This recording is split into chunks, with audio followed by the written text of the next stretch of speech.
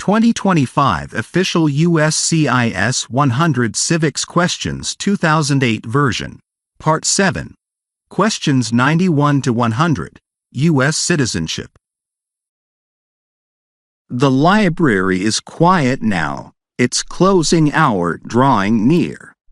Anne and Mark share a final table lamp as they work through questions 91 to 100, the last stretch of their citizenship study. Question 91. Name your U.S. representative. A. John Doe. B. Jane Smith. C. Provide the name of your U.S. representative.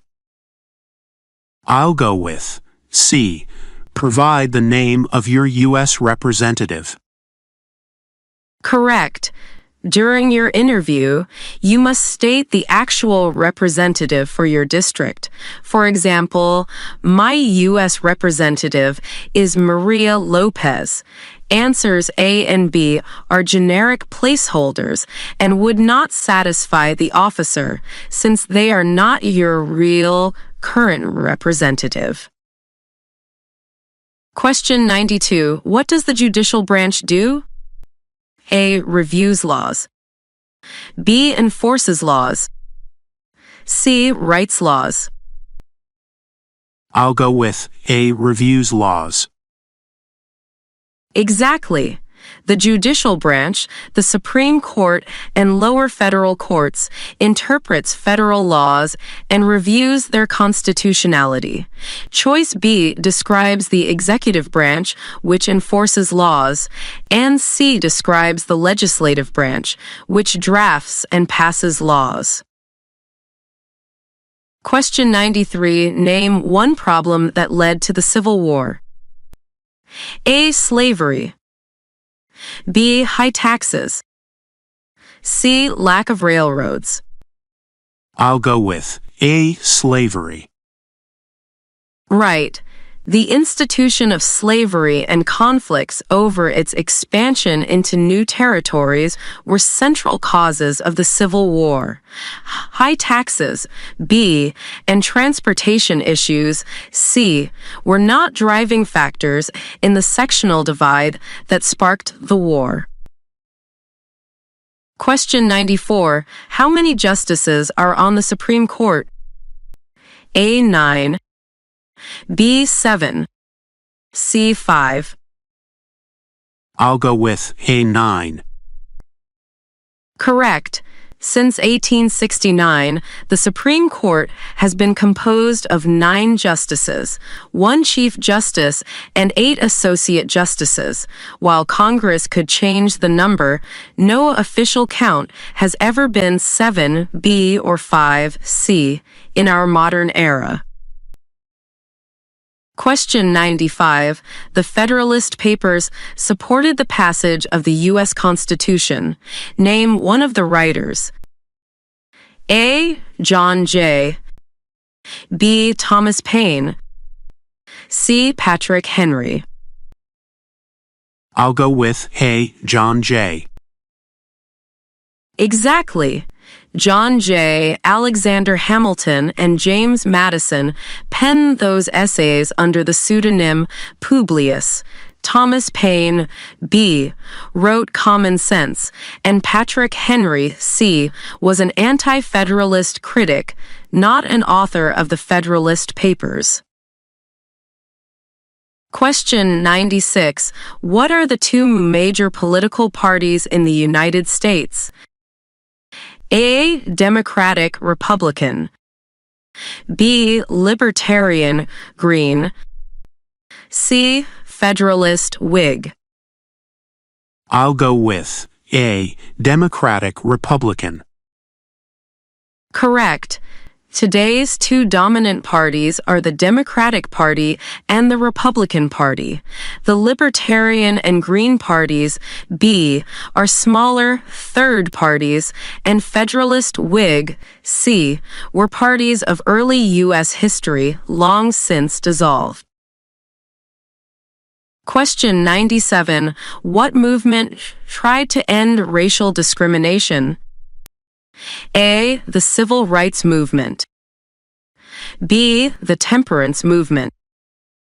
C. The Abolition Movement. I'll go with A. The Civil Rights Movement. Right. In the 1950s and 1960s, activists like Martin Luther King Jr. led efforts to secure equal rights under the law for African Americans. The temperance movement, B, sought to curb alcohol consumption, and the abolition movement, C, aimed to end slavery before the Civil War. Question 98.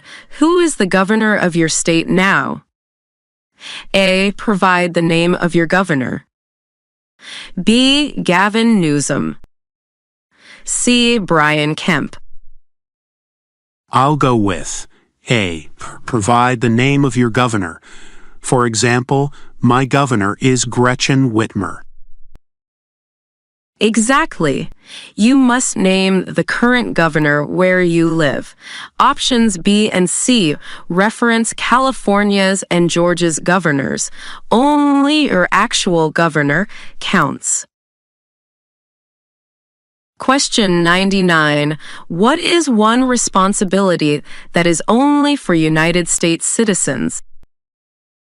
A. Vote in a federal election. B. Pay taxes. C. Serve on a jury.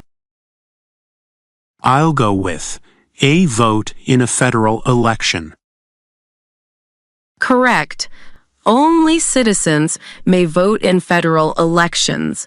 Paying taxes, B, applies to many residents, and while jury service, C, is also typically reserved for citizens, the official USCIS answer highlights voting as the key citizen-only responsibility. Question 100. Who does a U.S. Senator represent? A. All of the state. B. All of Congress. C. Only their district. I'll go with A. All of the state. Right. Each senator represents every person in their state, not just a district. Option B is incorrect. Senators don't represent Congress. They are members of it. And option C describes House members, not senators. We've covered all 100 questions. I feel ready. But what should I do after the actual interview to keep improving? Great question. Let's talk about how to self-evaluate after your citizenship interview. Reflect immediately. As soon as you leave, jot down which questions you felt unsure about and why. Capture both content gaps and any nerves that affected your answers. Review your notes. Compare your written reflections with the official study guide. Identify any facts you missed or muddled, and update your flashcards or practice logs accordingly. Assess delivery. Think about your tone, pace, and clarity. If you stumbled on phrasing, practice speaking your answers aloud until they flow naturally. Seek feedback. If possible, ask a friend or mentor to conduct a mock interview and provide constructive criticism on both accuracy and confidence. Analyze stress points. Note any moments of anxiety. Perhaps specific topics triggered hesitation. Devote extra review time to those areas to build comfort. Plan follow-up practice. Schedule short, focused sessions on weak points. Remind yourself of what you know and trust that confidence in the interview carries weight. Those steps make sense. I'll draft my reflections tonight and set up a final mock interview with you. Perfect. With thoughtful self-evaluation and targeted practice, you'll turn every interview experience into growth, ensuring success on test day and beyond. They pack up their materials at last, the library quiet around them, ready for the final challenge of their citizenship journey.